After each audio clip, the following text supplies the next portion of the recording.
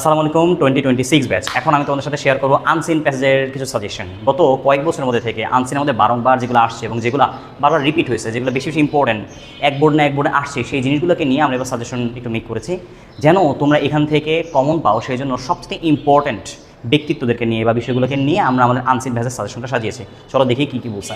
First one হলো nail Armstrong, যেটা খুবই ইম্পর্টেন্ট, এটা তোমাকে পড়তেই হবে। সেকেন্ড ওয়ান হলো জসিমউদ্দিন। জসিমউদ্দিন, দেখো বাংলার দুজন কবি আছে, মানে দুজন কবি না, মানে দুজন বাঙালি আছে। একটা হলো জসিমউদ্দিন, আরেকটা হলো জীবনানন্দ দাশ, ইনি তো কবি, ঠিক না?